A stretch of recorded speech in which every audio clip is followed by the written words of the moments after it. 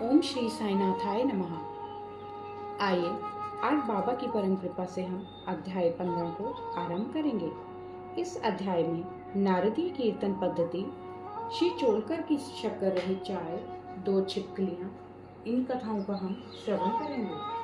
पाठकों को स्मरण होगा कि छठे अध्याय के अनुसार शिरडी में रामनवमी उत्सव मनाया जाता था। यह कैसे प्रारंभ हुआ और पहले वर्ष ही इस अवसर पर कीर्तन करने के लिए एक अच्छे हरिदास के मिलने में क्या क्या कठिनाइयाँ हुई, इसका भी वर्णन वहाँ किया गया है। इस अध्याय में दासगणों की कीर्तन पद्धति का वर्णन होगा। आइए अब नारदीय कीर्तन पद्धति के बारे में जानें।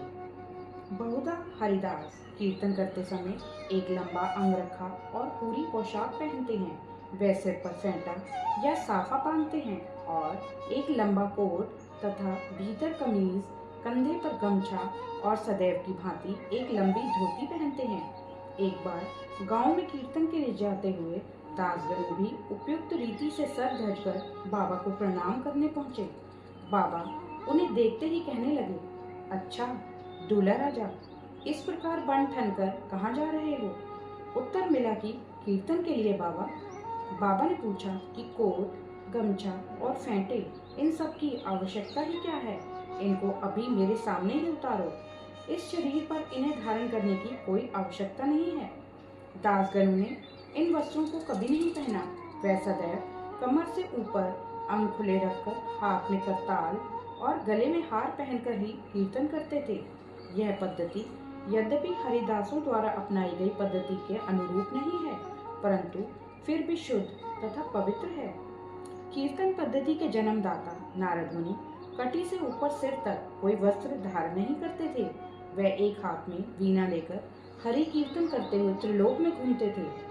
आइए अब श्री चोलकर की शक्कर रहित चाय की कथा सुने। बाबा की कीर्ति पुणे और अहमदनगर जिलों में फैल चुकी थी, परंतु श्री नाना साहेब चांदोरकर के व्यक्तिगत वार्तालाप तथा दासगणों के मधुर कीर्तन के द्वारा बाबा की कीर्ति कोंकण में भी फैल गई। इसका श्रेय केवल श्री दासगणों को ही है।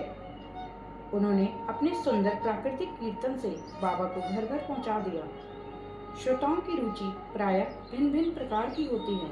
किसी को हरिदासों की विद्वता, किसी को भाव, किसी को गायन, तो किसी को चुटकुले तथा किसी को वेदांत विवेचन और किसी को उनकी मुख्य कथा रुचिकर प्रतीत होती है। परंतु ऐसे विरले ही हैं कि जिनके हृदय में संत कथा या कीर्तन सुनकर श्रद्धा और प्रेम उमड़ता हो। श्री दासगणों का कीर्तन श्रोताओं के हृदय पर स्थायी प्रभाव डालता था। एक ऐसी ही घटना नीचे दी गई है। एक समय ठाणे के कौपिनेश्वर मंदिर में श्री दासगणों कीर्तन में श्री साईं बाबा का गुणगान कर रहे थे। श्रोताओं में एक चोलकर नामक व्यक्ति, जो ठाणे के दीवानी न्यायालय में एक अस्थायी कर्मचारी था, वह भी वहाँ उपस्थित था। दासगणों का कीर्तन सुनकर वह बहुत प्रभावित हुआ और मन ही मन बाबा को नमन कर प्रार्थना करने लगा कि हे बाबा, मैं एक निर्धन व्यक्ति हूँ और अपने कुटुंब का भरण पोषण भी भली भांति करने में असमर्थ हूँ। यदि मैं आपकी कृपा से विभागीय परीक्षा में उत्तीर्ण हो गया तो आपके श्री चरणों में उपस्थित होकर आपके निमित्त मिश्री का प्रसाद बांटूंगा। भाग्य ने पलटा खाया और चोलकर परीक्षा में उत्तीर्ण हो गया। उसकी नौकरी भी स्थायी हो गई। अब केवल संकल्प ही शेष रहा, शुभस्य शीघ्रम। श्री चोलकर निर्धन तो था ही और उसका कुटुंब भी बड़ा था, अतः वह शिरडी यात्रा के लिए मार्गव्य जुटाने में असमर्थ हुआ। ठाणे जिले में एक कहावत प्रचलित है कि नाणे घाट व सहाद्री पर्वत श्रेणियां कोई भी सरलतापूर्वक पार कर सकता है, परंतु गरीब को उम्बर घाट पार करना बड़ा ही कठिन होता है। श्री चोलकर अपना संकल्प शीघ्रातिशीघ्र पूरा करने के लिए उत्सुक थे। उसने मितव्ययी बनकर अपना खर्च घटाकर पैसा बचाने का निश्चय किया। इस कारण उन्होंने बिना शक्कर की चाय पीना प्रारंभ किया और इस तरह कुछ द्रव्य एकत्रित कर वह शिरडी पहुंचा। उन्होंने बाबा का दर्शन कर उनके चरणों पर गिरकर नारियल भेंट किया तथा अपने संकल्पानुसार श्रद्धा से मिश्री वितरित की और बाबा से बोला कि आपके दर्शन से मेरे हृदय को अत्यंत प्रसन्नता हुई है। मेरी समस्त इच्छाएं तो आपकी कृपा दृष्टि से उसी दिन पूर्ण हो चुकी थी।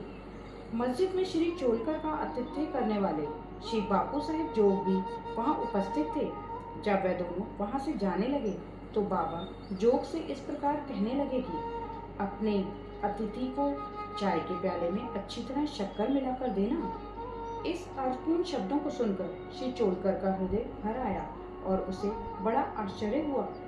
उनके नेत्रों से अश्रुधाराएं प्रवाहित होने लगी और वे प्रेम से विहल हो श्री चरणों पर गिर पड़े। श्री जोग को अधिक शक्कर सहित चाय के प्याले अतिथि को दो, यह विचित्र आज्ञा सुनकर बड़ा कौतूहल हो रहा था। यथार्थ में इसका अर्थ क्या है? बाबा ने उन्हें संकेत किया था कि वह शक्कर छोड़ने के उनके गुप्त निश्चय से भली भांति परिचित हैं। बाबा का यह कथन था कि यदि तुम श्रद्धापूर्वक मेरे सामने हाथ फैलाओगे तो मैं सदैव तुम्हारे साथ रहूंगा। यद्यपि मैं शरीर से यहाँ हूँ, परंतु मुझे सात समुद्रों के पार भी घटित होने वाली घटनाओं का ज्ञान है। मैं तुम्हारे हृदय में विराजित तुम्हारे अंतरस्थ ही हूँ, जिसका तुम्हारे तथा समस्त प्राणियों के हृदय में वास है, उसकी ही पूजा करो। धन्य और सौभाग्यशाली वही हैं जो मेरे सर्वव्यापी स्वरूप से परिचित हैं। बाबा ने श्री चोलकर को कितनी सुंदर तथा महत्वपूर्ण शिक्षा प्रदान की। आइए दो छिपकलियों का मिलन बाबा ने कैसे करवाया यह जानें। अब हम दो छोटी छिपकलियों की कथा के साथ ही यह अध्याय समाप्त करेंगे। एक बार बाबा मस्जिद में बैठे थे कि उसी समय एक छिपकली चिक-चिक करने लगी। कौतूहलवश एक भक्त ने बाबा से पूछा कि छिपकली के चिकचिकाने का क्या कोई विशेष अर्थ है बाबा? यह शुभ है या अशुभ? बाबा ने कहा कि इस छिपकली की बहन आज औरंगाबाद से यहाँ आने वाली है, इसलिए यह प्रसन्नता से फूली नहीं समा रही है। वह भक्त बाबा के शब्दों का अर्थ नहीं समझ सका, इसलिए वह चुपचाप वहीं बैठा रहा। इसी समय औरंगाबाद से एक आदमी घोड़े पर बाबा के दर्शनार्थ आया। वह तो आगे जाना चाहता था, परंतु घोड़ा अधिक भूखा होने के कारण बढ़ता ही ना था। तब उसने चना खिलाने के लिए एक थैली निकाली और धूल झटकारने के लिए उसे भूमि पर फटकारा, तो उसमें से एक छिपकली निकली और सबके देखते ही देखते वह दीवार पर चढ़ गई। बाबा ने प्रश्न करने वाले भक्त से ध्यानपूर्वक देखने को कहा। छिपकली तुरंत ही गर्व से अपनी बहन के पास पहुंच गई। दोनों बहनें बहुत देर तक एक दूसरे से मिली और परस्पर चुंबन व आलिंगन कर चारों ओर घूम घूम कर प्रेमपूर्वक नाचने लगी। कहाँ शिरडी और कहाँ औरंगाबाद। किस प्रकार एक आदमी घोड़े पर सवार होकर थैली में छिपकली को लिए हुए वहां पहुंचता है और बाबा को उन दो बहनों की भेंट का पता कैसे चल जाता है। यह सब घटना बहुत आश्चर्यजनक है और बाबा की सर्वव्यापकता की द्योतक है।